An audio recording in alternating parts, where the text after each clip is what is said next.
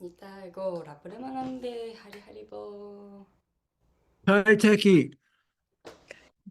ー。ありがとうございます。快適。Oh, just very happy, very enjoyable, peaceful, fit. ちょっとあんまり。Doesn't 当てこない。僕の日本語は当たないね。快適とかね。素晴らしいとかね。素晴らしい。Okay. Is the something on? The microwave, is that still on? I heard a little beat. Well, welcome again to our morning Bhagavad Gita class.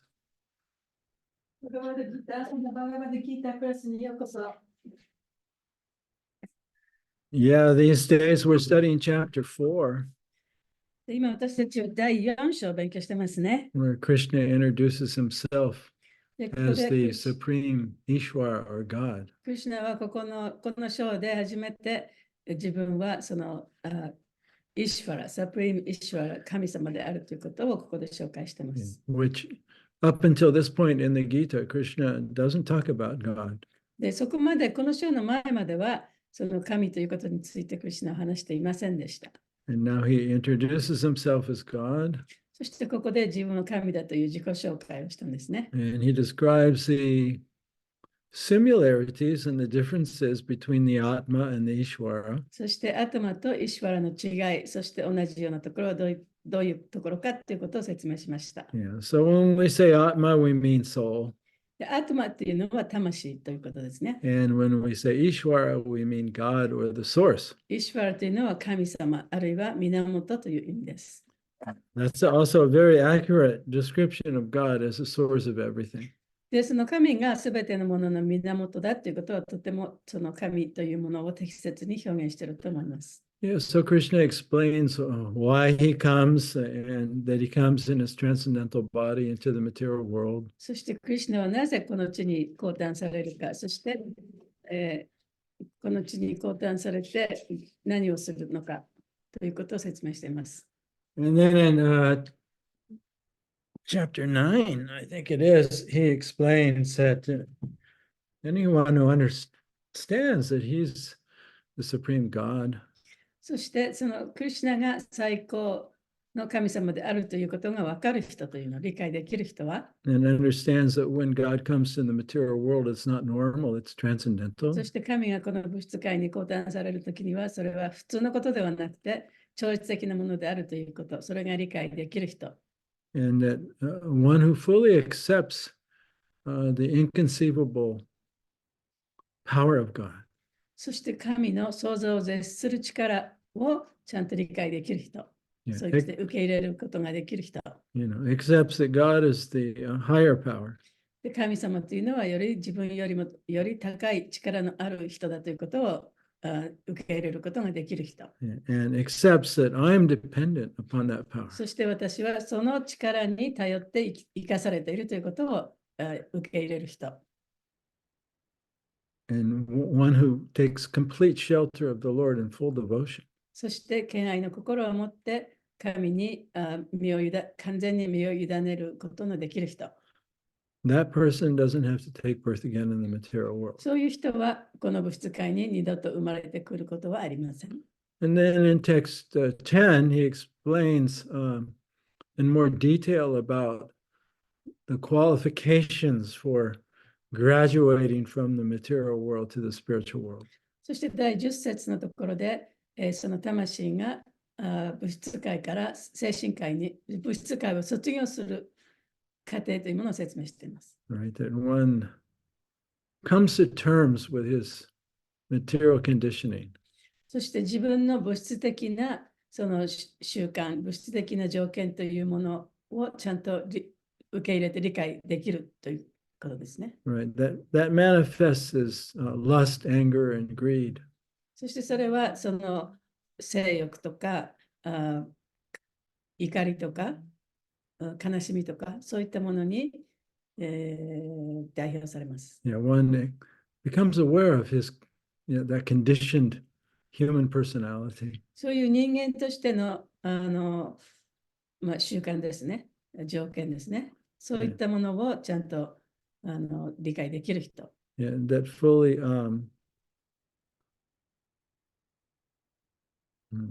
understands that it's a misperception in mind. そしてそれはそのマインドの中で誤ってそのとらわれてし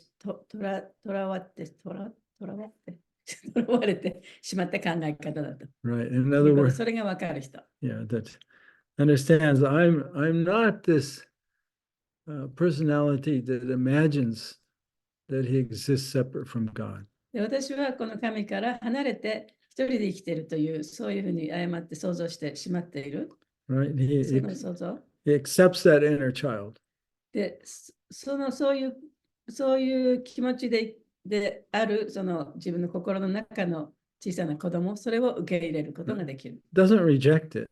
でだからその子供を拒否することがない。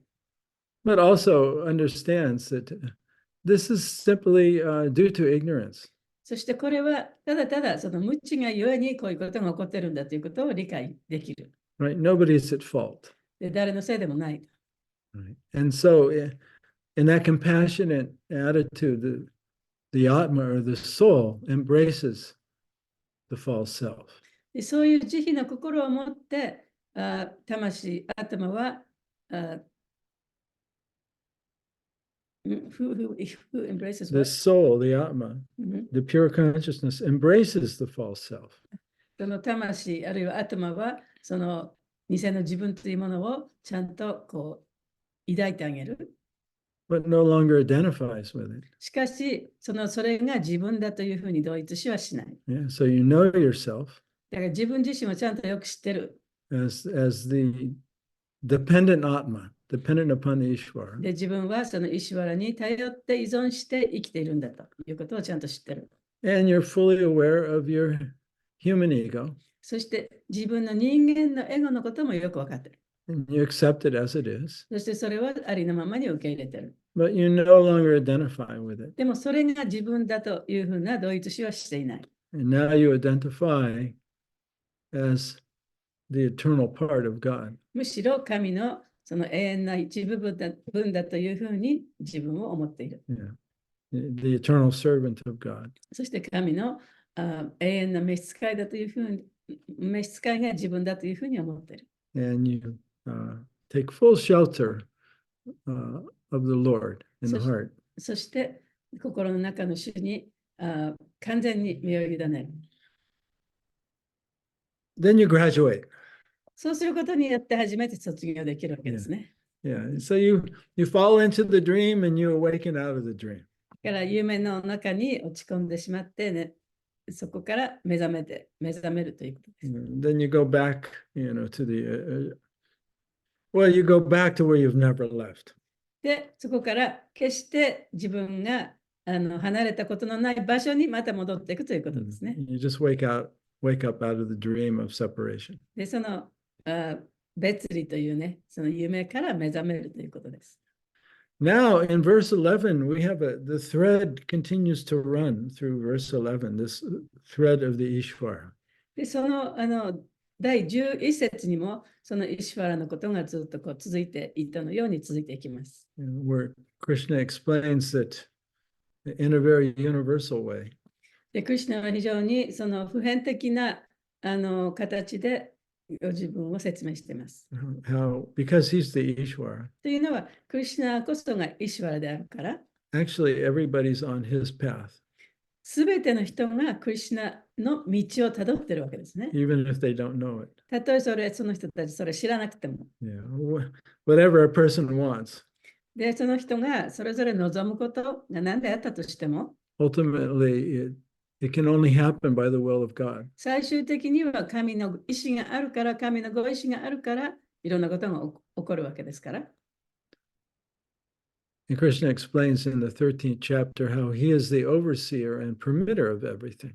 で、クリシュナは13章のところで、私はそのすべてのものを監督して、そしてすべてのものを許す、そういう人だというふうに言ってます。Yeah, so you could say verse 11 is like another perspective of how Krishna is the Ishvara. でだからこの11節というのは、そのクリシュナがいかにその神であるか、イシュワラであるかということを、また別の角度から見ているというふうにも言えます。So let's get into it.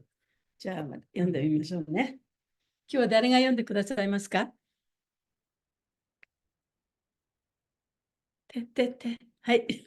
マンガラちゃん。Okay, so we'll do the Sanskrit together, the word for word, translation and purport. はい、じゃあ、サンスクリットを一緒に唱えて、言葉の訳から翻訳解説に移ります。Ye yatamam prapadyante. Ye yatamam prapadyante. Tamstataiva bhajamyaham. Tamstataiva bhajamyaham. Mama vartma nuvartante. Mama vartma nuvartante. Manusha partha sarvasa. Manusha parata sarvasha. Ye yatamam prapadyante. Ye yatamam prapadyante. Tamstataiva バチャミャハム。タムスタタイババジャミハム。ママバルトマヌバルタンテ。ママバルテマヌバルタンテ。マナシャパルタサルバシャ。マネシャバルタサルバシャハ。どうぞ。イエタタマンプラパディャンテ。イェヤタマンプラパディャンテ。タムスタタイババジャミハム。タムスタタイバチャバジャミャハム。ママバルトマヌバルタンテ。ママバルトマヌバルタンテ。マヌシャパルタサルバシャハ。マヌシャサパラタサルバシャ。Ye yata man parapa jante. イエタマンプラパディャンテ。Tam statai bava jamyahan. タムスタタイババジャミハム。 Mama Batmanu Bartante. ママバルトマヌバルタンテ。 Manusha Paruta Sarvasha. マヌシャパルタサルバシャ。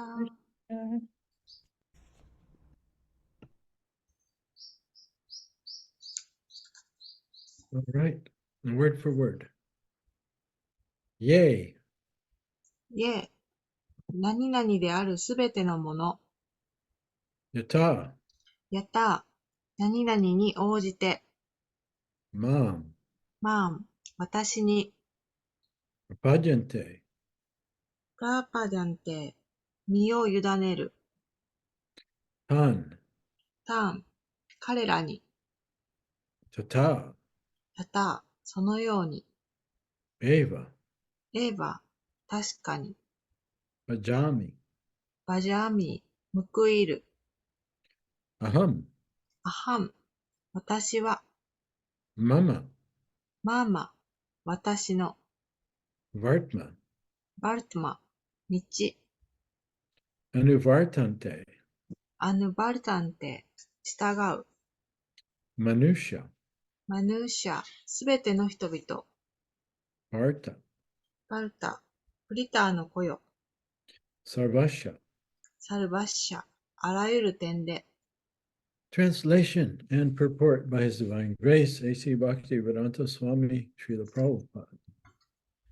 As all surrender unto me, I reward them accordingly. Everyone follows my path in all respects, O son of Prita.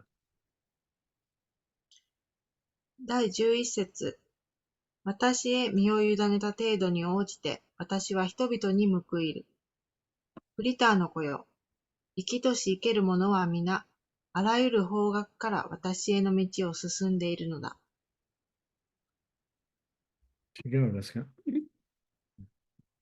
Okay, purport. Everyone is searching for Krishna in the different aspects of his manifestations. 誰もが主の様々な権限を通してクリシュナを探し求めている。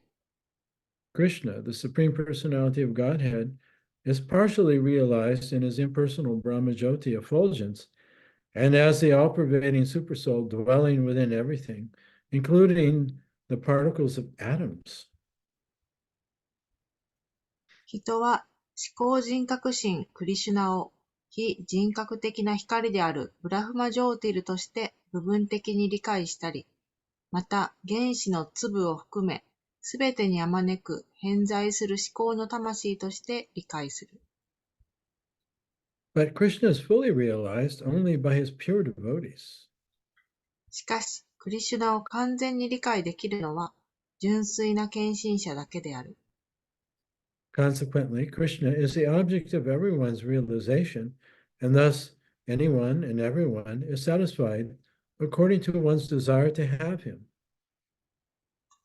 クリシュナは万人の悟りの対象であり、誰もがそれぞれ求める分だけ満足できるのである。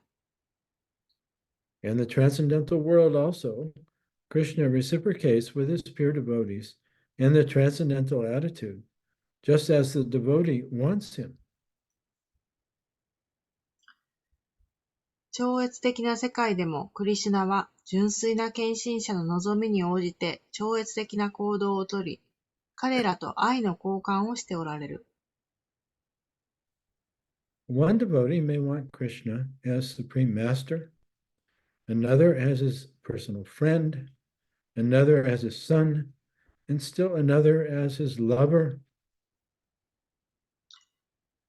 思考の主人としてクリシュナを仰ぎたい者もいれば、親密な友であってほしいと望む者もいる。息子にしたいと願う者もいれば、恋人として慕う者もいる。Krishna rewards all the devotees equally according to their different intensities of love for him.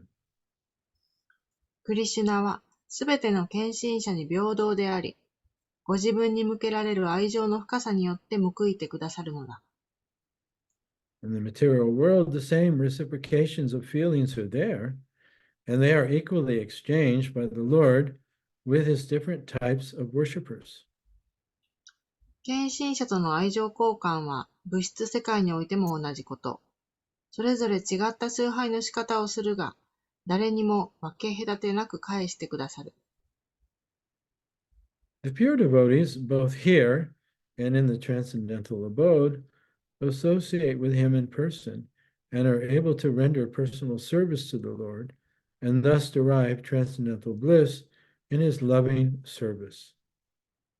この物質世界でも、かの超越的世界でも、純粋な献身者たちはクリシュナと直に交際し、お仕えし、そうした主への愛情奉仕の中に超越的な喜びを見出すのだ。As for those who are impersonalists and who want to commit spiritual suicide by annihilating the individual existence of the living entity, Krishna helps also by absorbing them into his effulgence. また、非人格主義者や生命体の個別性をなくすという精神的自殺を望む者に対して、クリシュナは、ご自身の好奇に溶け込ませるという形で助ける。Such impersonalists do not agree to accept the eternal blissful personality of Godhead. Consequently, they cannot relish the bliss of transcendental personal service to the Lord, having extinguished their individuality. そのような非人格主義者たちは、永遠で至福に満ちた思考人格心を受け入れようとはしない。自分で個別性を拒絶するため、主への超越的な愛情奉仕の喜びを味わうことができない。Some of them who are not firmly situated, even in the impersonal existence, return to this material field to exhibit their dormant desires for activities. 中には非人格的な状態にもしっかりとどまっていることができず、また物質界に舞い戻って眠っていた願望を行動に移す者もいる。They are not admitted into the spiritual planets, but they are again given a chance to act on the material planets. そのような人たちは精神惑星に入ることを許されたわけではないので、またこの物質惑星で活動する機会が与えられる。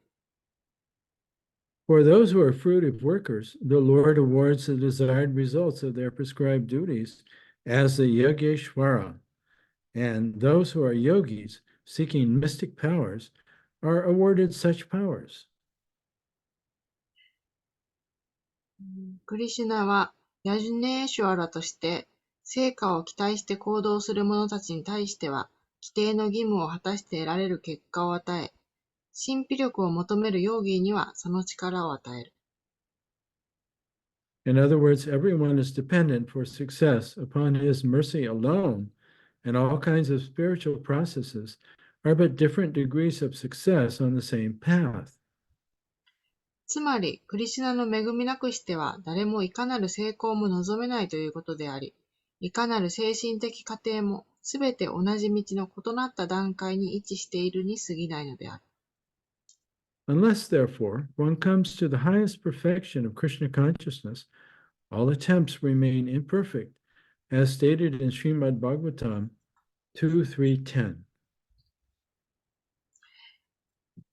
したがって、クリシュナ意識の最も高い完成を遂げない限り、すべての試みは不完全な状態にあるということである。シュリーマドバーガバタム 2-3-10 には次のように書かれている。Yeah, so this is quite a famous verse.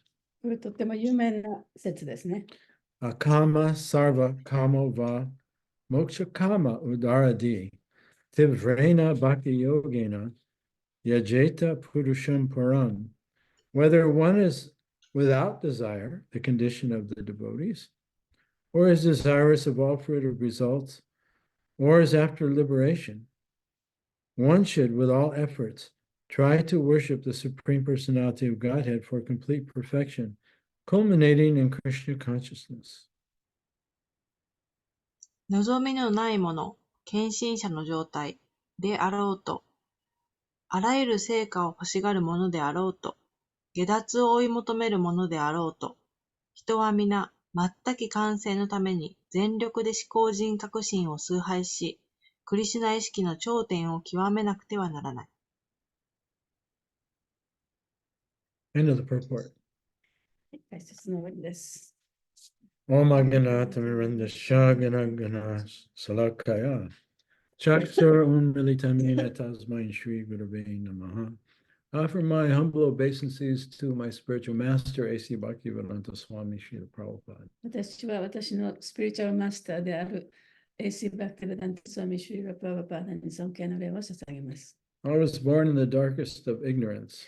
私は最も暗い無知の中に、無知の暗闇に生まれ、And my spiritual master has opened my eyes with a torchlight of knowledge. 私のスピリチュアルマスターが知識という光で私の目を開けてくださいました。I am forever in his debt. 彼に永遠に恩があります。May peace prevail on earth. 世界に平和がもたらされますように。May peace be in our homes and in our nations. 私たちの家に、そして私たちの国に平和がもたらせますように。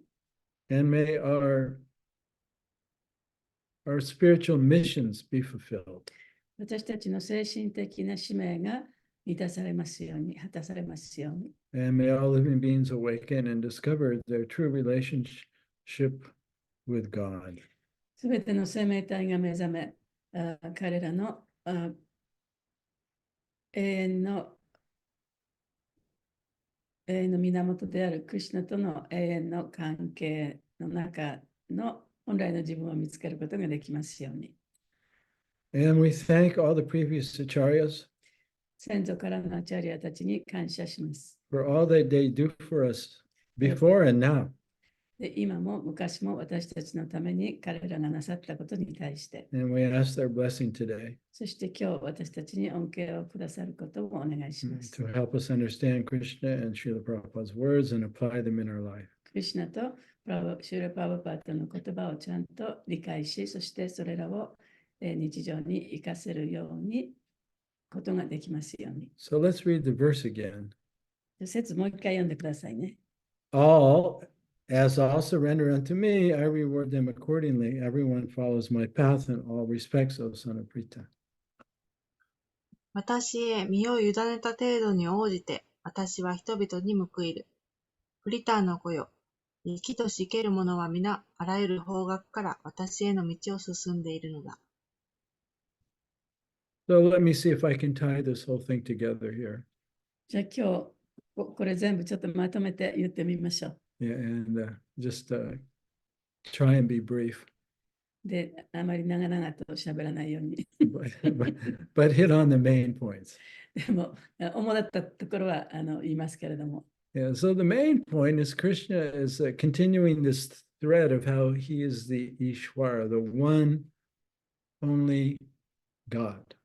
でここでもってクリシュナは、クリシュナこそがイシュワラ、たった一つの一人の神であるという、そのことをずっとこう前から言い続けてるんですね。Right? So everything comes from him, すべてのものは神から来て、and he controls everything, そして神がすべてのものをコントロールする。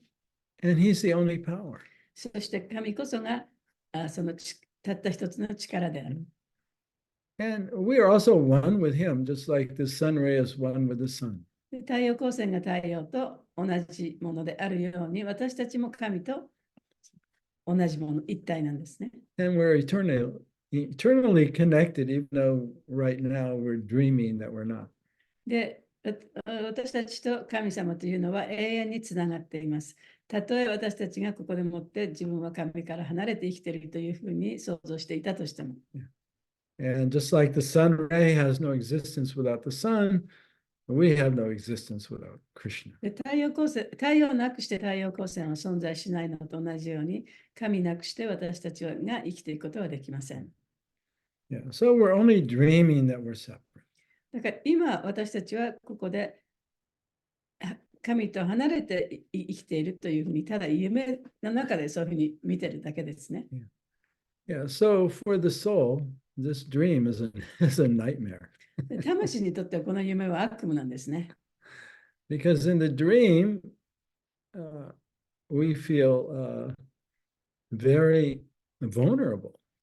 で、この夢の中では自分はもう誰にも助けてもらえない、そういう自分だというふうに思ってるからです。Right? And that we could die at any moment, もういつ死ぬかもわからない。and we feel very incomplete. そして非常に自分は不完全だと思ってる。Yeah. So we spend our whole time in the dream trying to come out of that dream, actually. で、夢の中で何とかしてそういったね、悪夢から逃れようともがいてるわけですね。Yeah. So we're dreaming we're incomplete. で、自分は不完全だというふうに夢の中で思ってる。So we're looking in the dream for completeness. そしてその夢の中で、じゃあ完全になるには何がいるんだろうかというふうに思ってるんですね。Yeah. So this, according to our level of awareness in the dream, 夢の中にいる自分のその意識の段階、意識の高さに応じて、we look for completeness, or we look to feel that connection with our source again in different ways. その夢の中でいろいろな方法で、じゃあその源とつながるにはどういうふうにしてつながったらいいのかといういろんな方法を見つけるわけです。探すわけです。Basically, everyone is crying out for love. で基本的にはもうすべての人が愛を求めてるんですよね。Right? So at the lowest level, we're focused externally. で、その一番のその低い部分では、その外面的なものに愛を求めてる。Right? So we're trying to find the perfect partner, だから完全なパートナーを求めたりしてますね。 or we're trying to surround ourselves with people that love us, and that helps us minimize our fear of death. で、その自分がいつ死ぬかもわからないという恐れを最小限に留めてくれる自分を愛している人たちを自分の周りに置くようにしている。Yeah. So this verse in the Bhagavatam was mentioning 3 types of people. で、このバガバタムのこの今日引用されていたバガバタムの中では、その3種類の人が書かれています。Yeah. Akama, アカーマ。those who have no material desire. アカーマというのはその物質的な望みのない人。Sarvakama, サルバカーマ。those who are full of material desires. で、物質的な望みで満たされ、それがたくさんある人ね。And Mokshakama, モークシャカーマ。those who want freedom from suffering through liberation. で、その解放を通じて苦しみから逃れようということを望んでいる人。So the akarma, those who have no desire, those are the devotees. アカーマというのは、その願望がない、物質的な願望がない人、それはディボーティーのことを言います。Yeah, so most people are sarvakama. で大体の人はサルバカーマですね。 They're full of material desires because they're trying to find their connection with God. で物質的な望みがたくさんあるんだけれども、神とのつながりを探している。They're trying to complete themselves でなんとかして自分を完全にしたいと思っている。 by making the dream better. でそれは自分の見ている夢をね、なんとかしてもっといい夢にしようとしているわけですね。Now, the devotees, they've awoken from the dream. ディボーティーというのはもう夢から覚めた人のことを言います。and they can feel their connection with God, そして神とのつながりをちゃんと感じることができる人です。 and they're feeling their completeness. そしてだからこそ自分は完全だというふうに感じている。So their focus is actually inside, it's not outside. だから彼らのその焦点というのは心の中であって外部に向いているわけではないです。 So they're experiencing their completeness. 彼らはその完全さというものを体験しています。 Now we have the impersonalists, で、今度非人格主義者がいますね。 or the moksha kama. モクシャカーマ。 Moksha means liberation, モクシャというのは解放という意味です。 and kama means desire. カーマはディザイア、願望ですね。 Yeah, so they want to end their suffering. でそういう人はその自分の苦しみを終えたいと思っている。 They want to feel complete. で自分が完全だというふうにも感じたいと思っている。 But they don't want to admit the superior power of God. でもその神のより高い力というものを信じたくはない。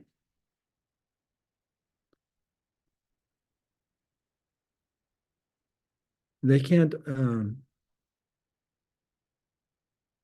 they don't have the spiritual intelligence to admit that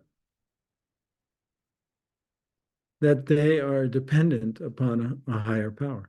で自分たちはそのより高い力に頼って生きて生かされているんだというね、精神的な知性がない人のことですよね。 But all three, the akama, the sarvakama, and the moksha karma, they all have the same thing in common. でもその3種類の人間には同じ共通点があるんですね。 They want to feel complete again. みんなまたその完全だというふうに感じたい。 Right? They want to be happy. ハッピーになりたい。 They want to feel peaceful. 平和になりたい。 They want to feel safe. で、安全だというふうに感じたい。 And depending upon their approach, the Krishna is giving. がどの道を取るかということに、それぞれの人がね、どの道を取るかということによって、クリシュナはそれに応じて報いてくれるんですね。 So in that sense, he's the Ishvara, だからそういう意味では、クリシュナこそがイシュワラですね。 and he's reciprocating with others according to how they approach him. そしてそのイシュワラ、クリシュナが、その魂がどのようにクリシュナのもとに、神のもとに行こうとしているかということに応じて、それに報いを与えてくれるわけです。 But we are eternal spiritual souls, right? で私たちはみんなその永遠な精神的な魂ですよね。 So that means we have an eternal relationship already with Krishna or with God. でそれはどういうことを意味するかというと、もうすでに私たちにはクリシュナとの永遠な関係があるということを意味します。 But we forgot it. でも忘れてしまったんですね。 And only by remembering that relationship will we ultimately feel happy. でその関係を思い出すことによってのみ、最終的に幸せを感じます。 Right? And so if we didn't already have that relationship, もうその関係がなかったとしたら、 then we wouldn't have an eternal relationship. そしたらその永遠な関係っていうのはないですよね。 Because whatever has a beginning has an end. っていうのは、始めがあるものには必ず終わりがある。 Yeah. So we must already have that relationship. だからこそ私たちはもうその永遠の関係があったに違いないわけです。 So I think this is an important point to understand. そのところはね、ちょっと大変重要な点だと思います。 Because sometimes the teaching, the philosophy is presented in such a way that devotees think that they have to worship Krishna in a certain way. で、ここが大切だっていうのはね、この教えの中でね、クリシュナを崇拝するためには、特定の方法で崇拝しなきゃいけないっていうふうに教えられてることもよくありますね。 Otherwise, they're going to miss out.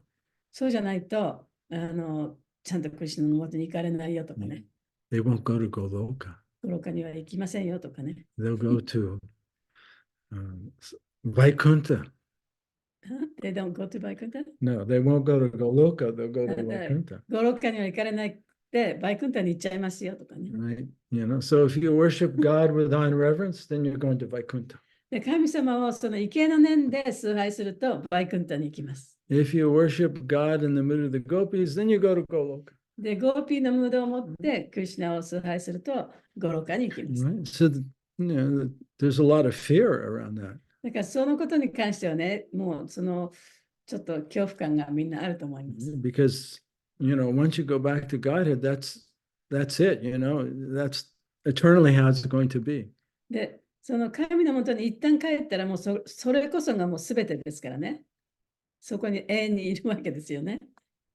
But none of that makes sense. It's illogical. でもそれはちょっとあまり理にかなってないと思います。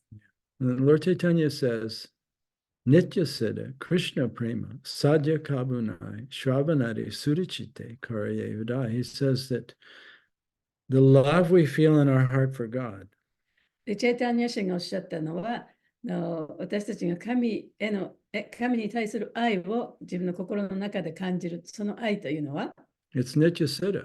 それはニチャシダだと。It's eternally there already. 永遠に、もうすでにそこにあるものだ。It's not something you develop or get outside of そ yourself. れは自分の外から何かこうもらってくるものでもないし、どこかから得るものでもない。Therefore, he says, Nitya Siddha, Krishna Prema, Sadhya Kabunai. Sadhya meaning sadhana. サディアっていうのはサダナという意味ですね。 Yeah. There's no practice you do to get that love. で、その愛を手に入れるためには、そのいろんなことを修練する必要もない。Because it's already there, というのもそこにすでにあるわけですから。 right? Because it's eternal. というのはそれ永遠にあるわけですから。It didn't begin. うん It didn't begin. もう始まったこともないし、 Because if it began, then it means it could end. で、どこかから始まったって、どこかからそこに入れられたって言ったら、それが終わってなくなることもあるわけですよね。Yeah. So as souls, we all have this eternal relationship with the Lord that we love in a particular way. で、魂というのは、その神との永遠な関係があるわけですけれども、その魂によって特定の方法があります。Yeah. So we don't have to worry about it. そのことをね、いろいろ心配する必要はないです。 We just have to cultivate it それをね、培っていけばいいわけですから。 and reawaken it. そしてまた目覚めさせればいいんですね。 And whatever that is, that's what we want. で、それが何であったとしても、それを私たちは求めているわけです。 Because God created us that way. というのは神様がそういうふうに作ってくれたわけですから。 He wants to enjoy us in a particular way. で、神様も私たちを特定な方法で楽しみたいと思っています。 And now we've gone through this illusion of separation from God. で、私たちはこの神から離れているというその幻想の中に生きています。 Right? That's what we're living in this material world. We're living in that dream. で、だからこの物質界でこの生きているということはそういうことなんですね。そういう夢の中で生きているわけです。 And so when we wake up from that dream, で、その夢から目覚めると、 we'll have a greater appreciation for the relationship that we already have with God. で、神ともすでに持っている神とのつながり、それに対してより大きなその感謝の気持ちが出てきます。 Yeah. So Krishna Premas, Krishna Prema, Nitya Siddha, Krishna Prema, Sadhya Kabana, Shravanade Surichite Karye Ude. By hearing about our relationship with the Lord, で、人の関係を聞くことによって、 and then actively engaging in that relationship, そしてその関係をもう能動的にね、自分からその関係をより強く培っていくことによって、 by acts of devotion, それはその献身の気持ちでもってね、献身の活動でもって、 we awaken out of that dream and remember our eternal relationship. 夢から目覚めて、そして神との永遠な関係をまた得ることができる。 And that's the whole purpose of creation. それがこの創造の全目的なんですね。Yeah. So first, people worship God to get to make a better dream.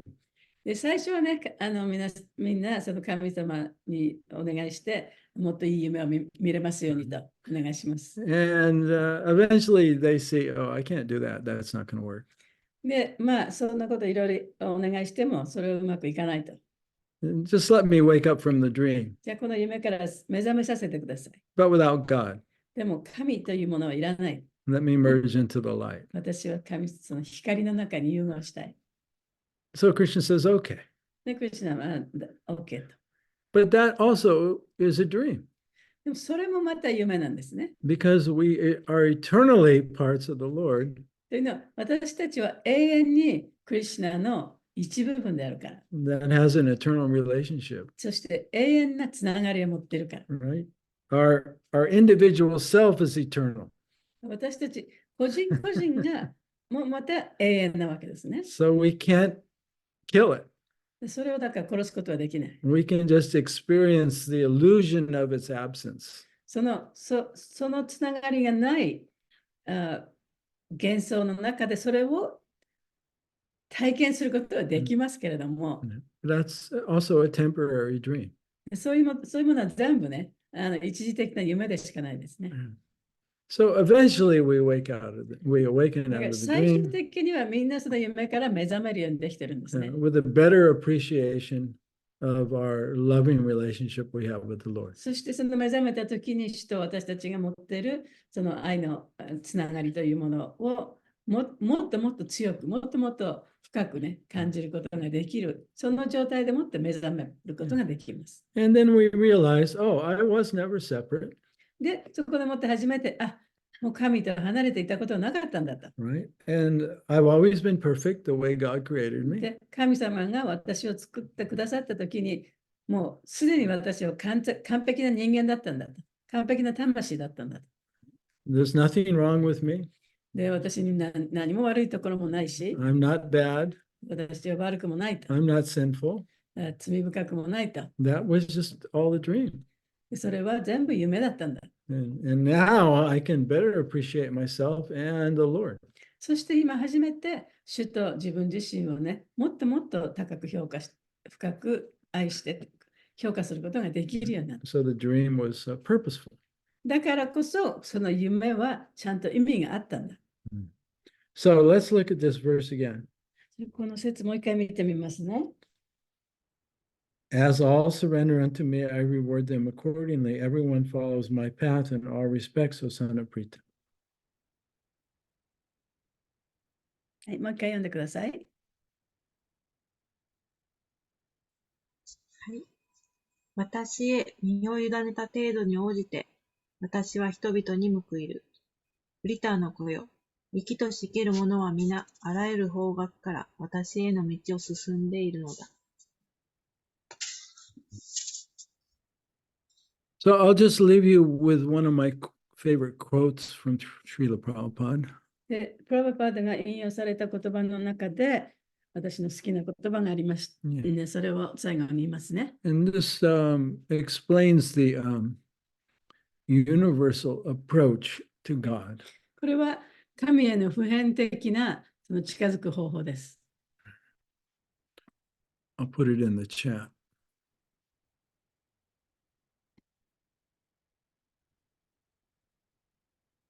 Let's see here. Oops. チャットに英語で入れるの？ Yeah. Where's the chat? Chat.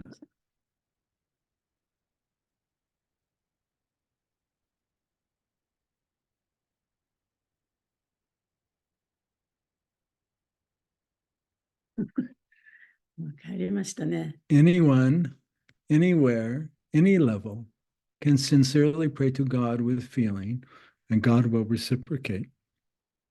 How to pray with feeling? One must simply know one's position. これはサチャデバの一番好きな言葉ですね。誰でも、どこでも、どんなレベルにあったとしても、神にフィーリングを持って、感情を込めて、思いを込めて、神にお祈りすることができます。そうすれば、神はそれに応えてくれるでしょう。じゃあ、その感情を込めるのはどうやったらいいんでしょうか。それは自分の立場というものをわきまえればいいんですね。Right? I'm the part, you're the whole. 私は部分であって、あなたが全体なんですよっていう、 Yeah. その立場ですね。Yeah, you're the sun, I'm the ray. あなたが太陽であって、私は光線ですよと。Right? You're the Lord, I'm the servant. あなたが主であって、ご主人であって、私は召使いですよと。That's our eternal relationship with the Lord. それが私たちの永遠な主との関係です。Basically, that's the basic. で、それが基本的なものですね。And to me, this statement is perfectly in line with today's verse. で、私からすると、このプラバパーダの、引用された言葉っていうのは、今日の説ともバッチリ一致していると思います。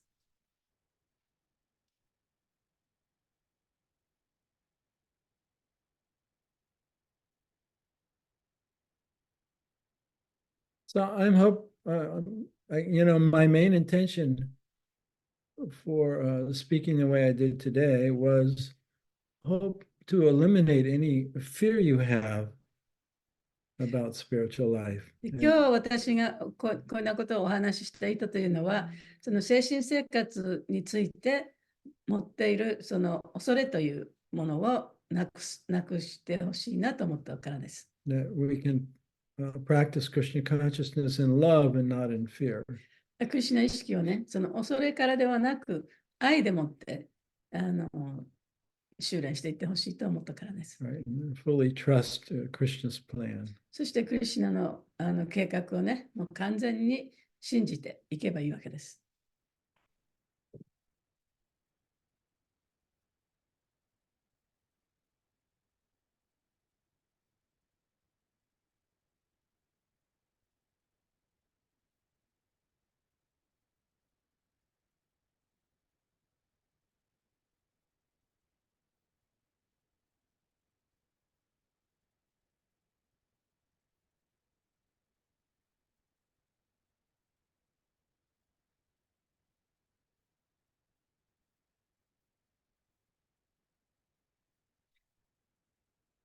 ハレークリシュナ。Hare Krishna. ちょっと質問ができるかわからないぐらいややこしいんですけど、私の頭の中で。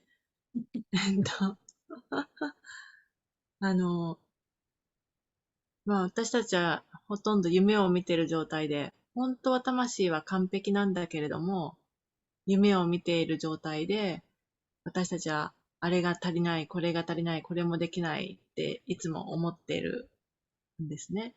でも本当は魂は完璧。で、クリシュナは私たちを作った時、完璧に作ってくれてるっていうお話だったから、足りないとか思ってるのは夢を見てるようなものだよっていうことだったと思うんですけど、それとですね、この、カルマってありますよね。私たちが不完全だと思って、もがいて、犯してしまったカルマは自分たちに返ってきますよね。今、私たちが人間で、ここで不完全だという幻想の中でもがいて、で、またやっぱりカルマを犯してると思うんですよね。でも本当は完璧なんだけど、この犯したカルマっていうのはやっぱり自分たちで回収するものなんでしょうかっていう。なんて言うんですか、質問がちょっとあれなんだけど。Did you get it? No. So there's that. So the Krishna made us perfect. So we are perfect, internally connected to Krishna. But since we're dreaming state, as we go through life, we make mistakes and we make karma. So even though we're perfect to begin with, but because we're an illusion, we probably commit many sinful activities in order to get happiness or whatever, And then, so for those activities, you still have to suffer karma? Well, we're always eternal, right? いや、私たちはもう本当に永遠ですよね。Right. And actually, it's only in the dream that we experience, death or injury or で、その pain. 私たちが永遠ということは、夢の中ではその死とかね、怪我とか事故とか病気とか、そういったものは夢の中での体験でしかない。Right. And we experience the illusion of separation. We feel incomplete. そしてその幻想、別離の幻想があるから自分は不完全だと考えてしまう。And we have the belief that if I can find something outside of myself, then complete myself. そして自分を完全にするために自分の外に目を向けて探し求める。Yeah, we're dreaming that, right? でそれを夢見てるわけですよね。Yeah. So that dream may continue on for some で lifetimes. その夢っていうのはもうずっと続いていく夢かもしれない。Right. We explore many different ways in which we imagine this will make me happy, that will make me happy. で自分のその夢の中ではこれがあったらね自分ハッピーになるだろう。いやあれがあったら自分ハッピーになろうっていろんなことをこう考えてトライするわけですね。It's like different lessons in a schoolroom. でそれはそのクラスルームの中でいろいろなレッスンがあるのと同じようなものですね。Right. This didn't make me happy, but maybe this will.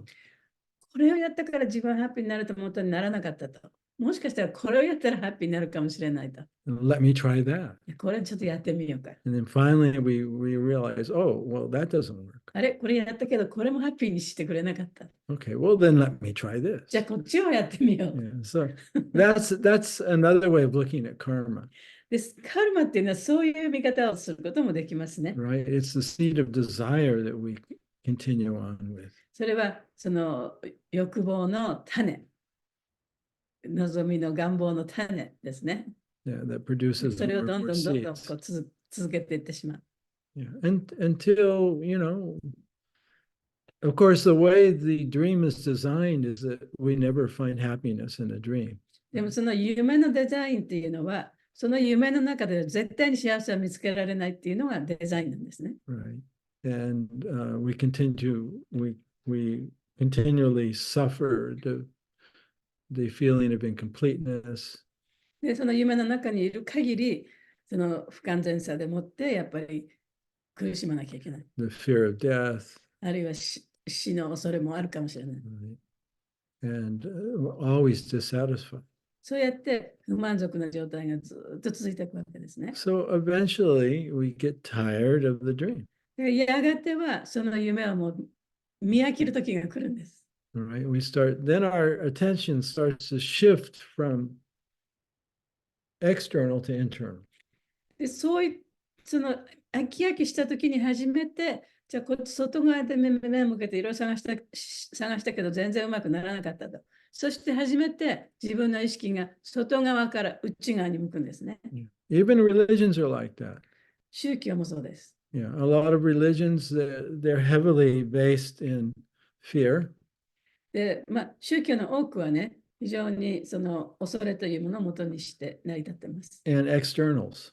そして外側のもので成り立っていますね。Looking outside for God. で、神というものを外側に目を向けて神を得ようとしている。But most religions also have their kind of secret mystical schools. でもその宗教でも多くの宗教がそのより神秘的なその部分っていうのもあるんですね。Where those groups they're looking within, they're not looking で without そういう宗 anymore. 教っていうのはその神秘的な部分っていうのはやっぱり外側で幸せを求めるんではなくてやっぱり自分の中を見ようとそういうふうに教えてる宗教もありますね。But anyway, when we learn a lesson, when we learn, oh, this doesn't work, this doesn't make me happy. でもこの学校の中でいろいろなレッスンを学んでね、これやってみたけどダメだったと、あれもやったけどダメだったと、いろいろこう勉強していくわけですよね。And we begin to forgive ourselves. そして自分自身をもそういう間違いを起こした自分を許してあげてる。And we forgive others. 相手の人も許してあげることができる。that we understand. I was acting in this way because I was an で、 illusion. 私がこういう色で間違いをしたのは、自分が幻想の中にいたから間違いをしたんだということが理解できるようになる。And they were also acting out of で、相手の illusion, 人もそうだと。幻想の中にいたからこんなことを言うようになったとかね。 right? And それが分かるようになってくる。 right, you shift from that temporary personality to your real personality. で、そうやって一時的なその人格から今度は永遠な人格にだんだんこうシフトしていくんですね。 Right? You forgive そうやって許してあげて、 and you let the illusion go, そして幻想を手放していく。 and you focus within. そして自分の心の中に焦点を当てて、 Then you're ending the karma. そうするとカルマも終わってきます。 Right? As long as people owe you or you owe them, and you haven't forgiven, then the karma continues. で、この人に恩がある、あの人は私に恩があるっていうことがどんどん続いていくと、カルマもずっと続いていくことになりま Right? すね。 Still blaming your mother, still ね、 blaming your お母 father, さんのせいだとか、友達のせいで私はこうだとかね。 blaming this, blaming that. そうやって誰かのせいにし続ける。 That's how you know the karma is continuing. それをすることによってカルマがずっと続いていくことになります。ありがとうございます。さらに聞いていいですか？やっとカルマを生まない、生んだり生まなかったり、こう徐々にだと思うんですけど、カルマを生まないで本当に、クリスチャンは完璧に私たちを作ってくれてるんだっていうところに、ちょっとずつ至ります。で、そういう、時々そういうふうに思えるようになってきたりとかして、ちょっとずつ知識をいただいて、ちょっとずついい状態になってって、最終的には本当にもう、自己の悟りをするんだと思うんですけど、そうなったとて、自分が犯した前のカルマの反動は、まだ、こなしていくっていう、この期間っていうのはあるんでしょうか？ So even if you become really pure and then you no longer identify yourself with, with your ego and everything, but even if you become to that stage, you have all this karma still that you have to pay back, So is there a period that you still have to pay for your karma, even if you become pure? Well, it's like watching the movie. 映画を見ているようなもので、 As long as you're watching the movie and you identify with the movie, で、映画をずっと見続けていて、その中に自分がね、ずっと引き込まれている then 限り、 it appears to be significant. その映画がとっても大事なものになりますよね。自分がそこに入り込んでるわけだから。But even though you're in the movie theater, if you give up identification with the movie, でもたとえその映画館にいたとしても、自分はここで見てる人なんだと、この絵の中のものがね、自分に関係あるわけではないっていう、そういうことが分かる時があるわけでしょ。 even if the movie keeps going, で、映画はまだね、ずっとやってますね。 it doesn't have the same effect. でもそしたら同じような影響を映画から受けることはなくなる。Yeah, and you just see more and more, oh, it's just a movie, it's not me. ね、で、もっともっとね、これはもう映画であって私と関係ないものだということが分かるようになりますね。So eventually, the movie serves its purpose. そうすると、その映画はあまり意味のないものになってくる。And so you forgive the whole illusion. で、そうやって、その幻想っていうか、夢っていうかね、それをちょっとこう許してあげると。And you manifest, the love that's already there within your heart as the Atma. そしてアトマとして私たちの心の中にすでにあるその愛がそこから出てこれるようになる。You see everyone as, child of God. そしてすべての人がその神の子だというふうに見えるようになる。Just having a dream. だから夢を見ている状態でしかないんですね。わかりました。めっちゃわかりました。ありがとうございます。他の方どうぞ。ありがとうございました。ありがとうございます。私も質問お願いします。神から離れているっていうのは幻想だっていうことで、私が理解したのは、クリシュナの話を聞いたりとか、献身奉仕をするっていうことで、その幻想がだんだんなくなってきますよと理解しました。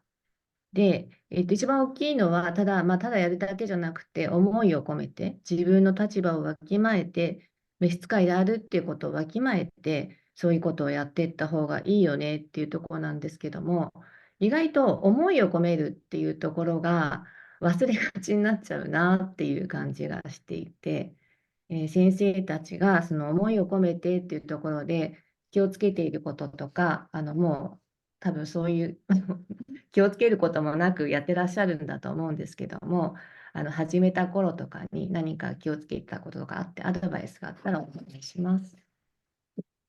She says, like where the Prabhupada said, you have to pray to God with a feeling.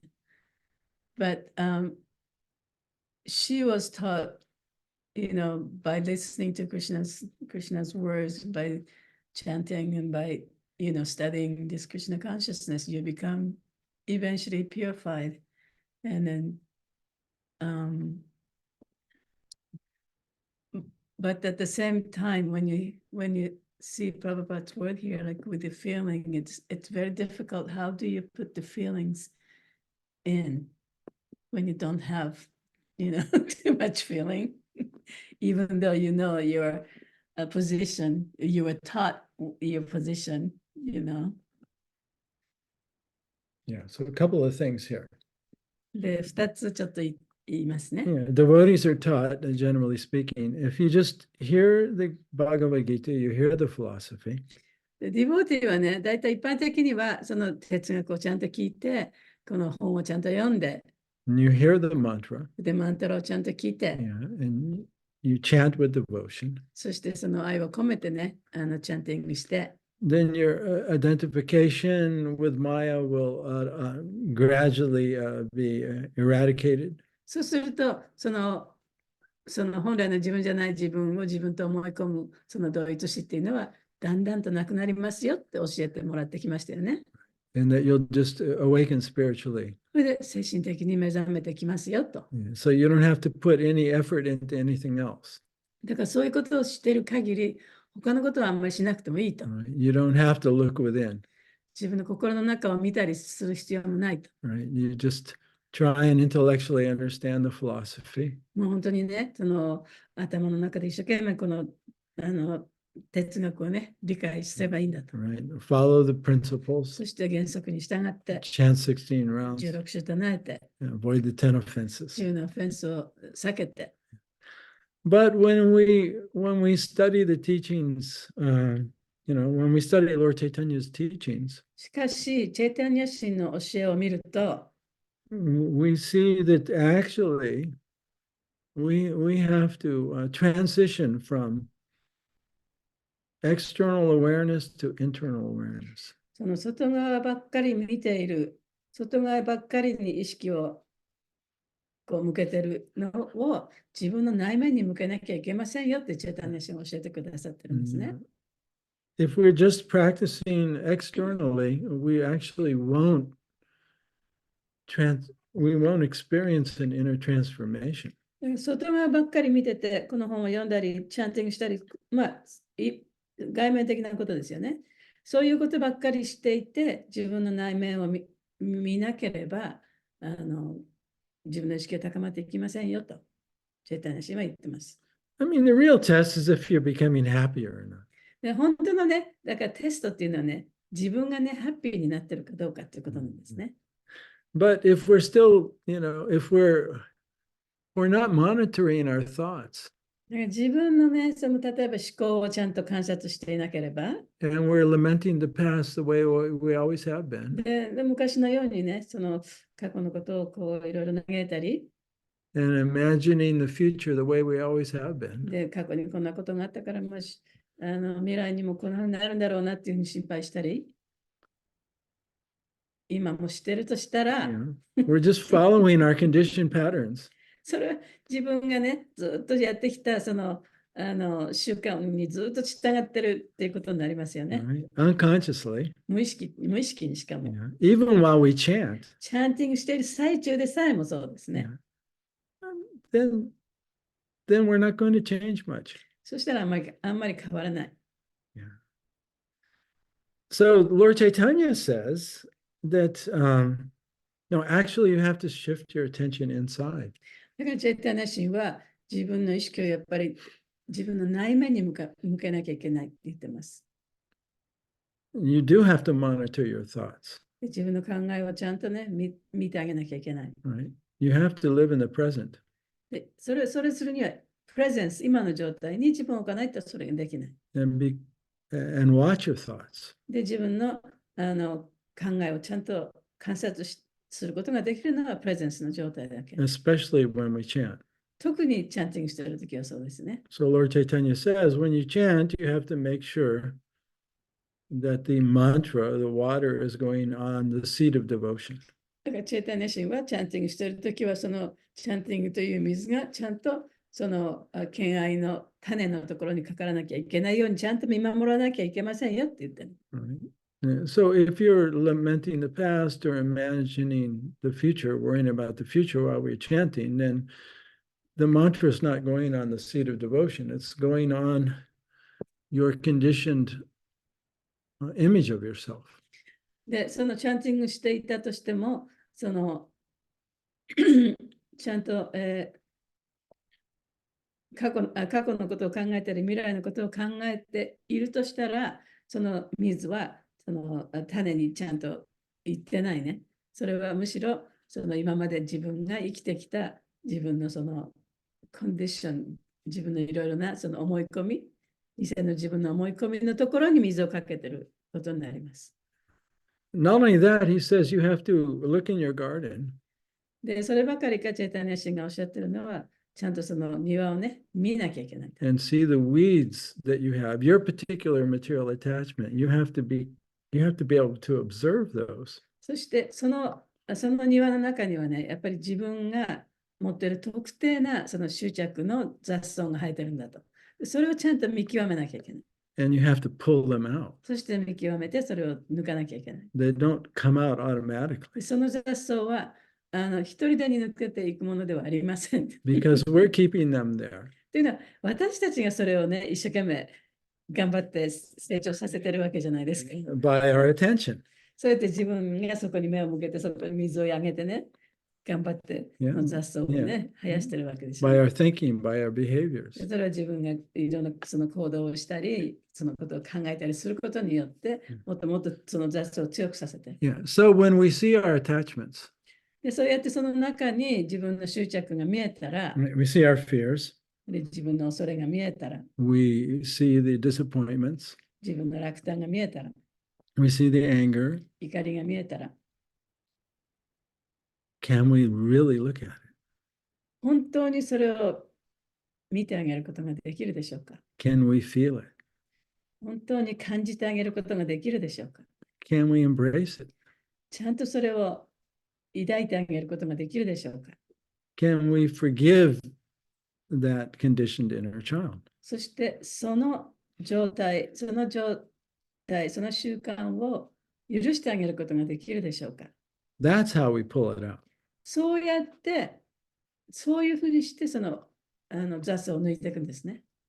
So we do have to eventually look within and do that kind of work. だからやがてはね、やっぱりそういうことをやっていかなきゃいけない。雑草を抜くということをね。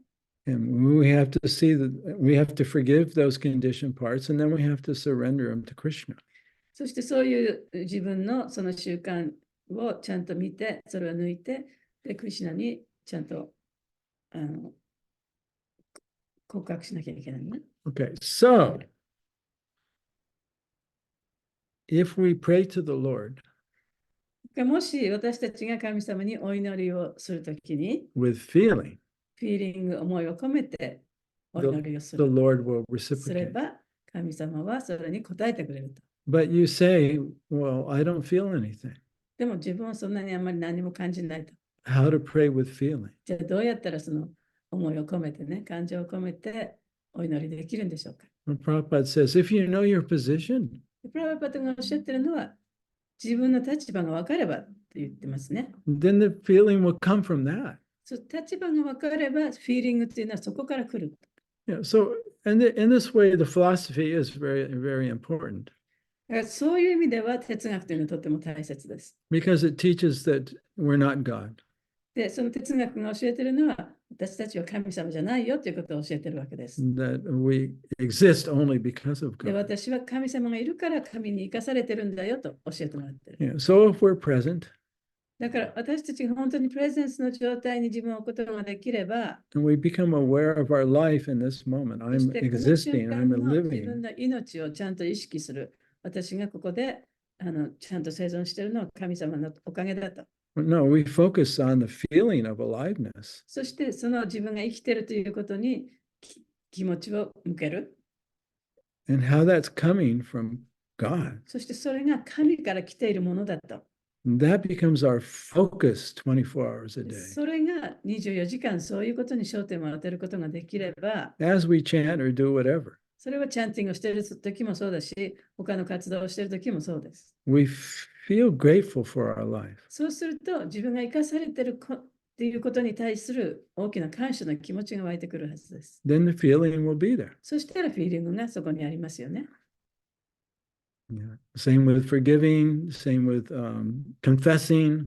それをクリシュナに打ち明けるのもそうだし、そういうものを持ってて自分を許すのもそうです。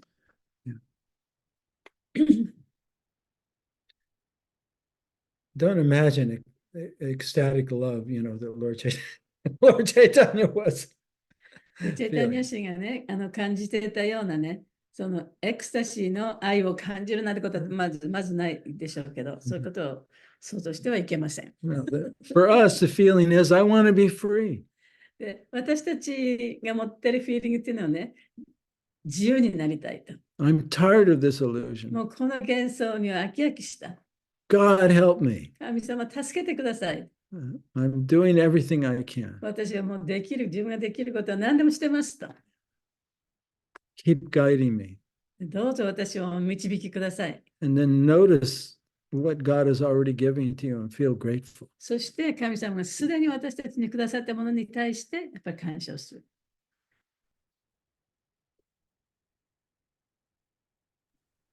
ありがとうございました。なんか私は結構頭で考えちゃうことがすごく多いなと思って今話を聞いてて思ったので、なんかもう少し感じる練習というかね、習慣っていうのをもうちょっと時間を取ろうかなと思いました。ありがとうございます。Yeah, I recommend very highly, to do brain-heart coherence breathing every day. 私が強く勧めたいのは、この前行った時にやったね、脳とハートのコヘレンスやりましたね。協調性だっけ？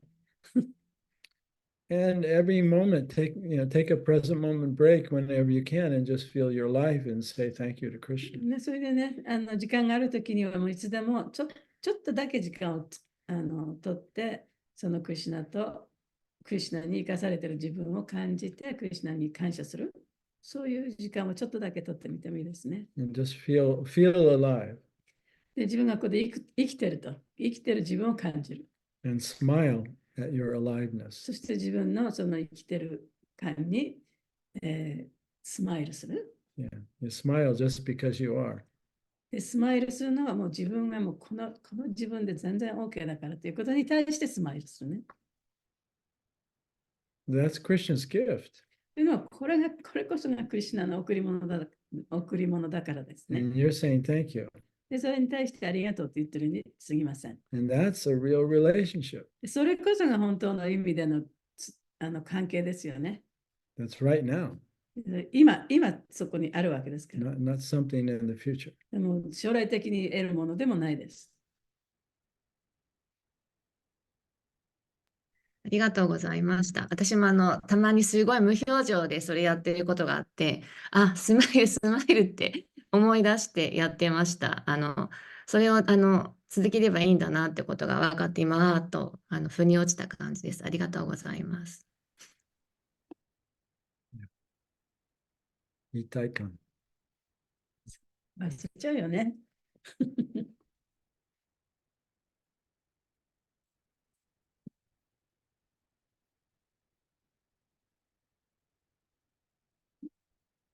そろそろですね。そうね。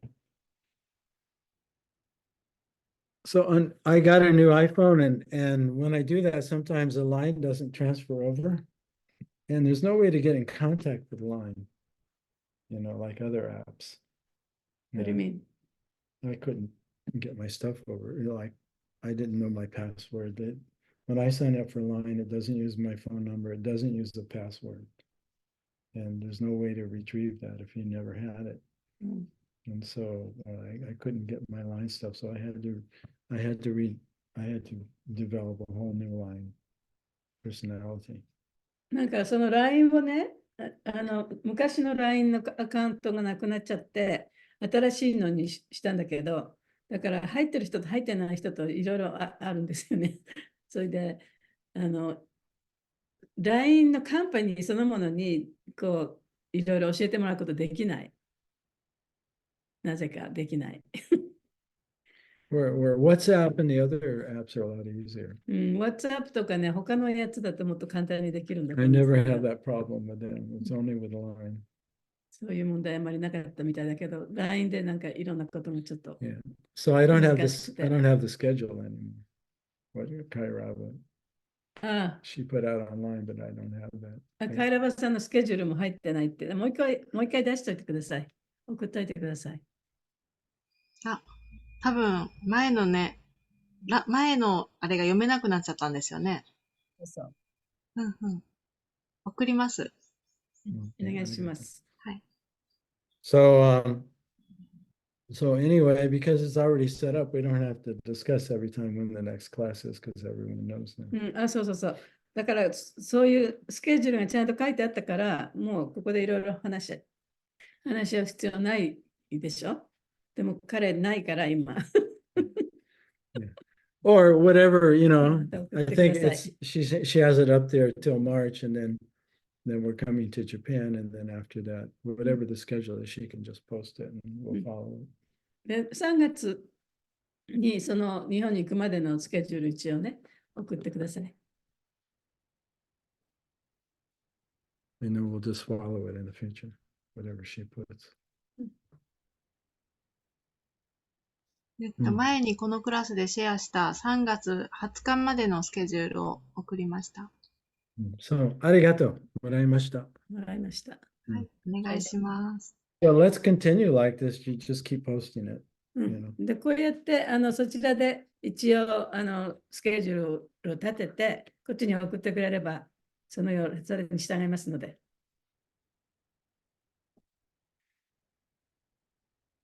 Okay. Well, thank you for your time today. じゃあ、今日皆さん時間を割いていただいてありがとうございます。ありがとうございました。See you. 次回は28日ですね。28日。はい。アンガマンジャーリのズームアカウントでやります。そう。アナンガマンジャーリさんいないみたいなんで、私がホストになってやります。はい。はい。よろしくお願いします。よろしくお願いします。さあちゃん、ありがとうございました。今日もいい話でした。ありがとうございます。ありがとう。やっぱりクリシュナに生かされているって感じながら生きるのは本当に幸せな時間で、今その時間をさらに味わっている中で、今日またその話が聞けたからもっと心に染みました。ありがとうございます。Okay. Haribo. はい。 Hare ハレクリシュナ。ハレクリシナ。ありがとうございました。ありがとうございます。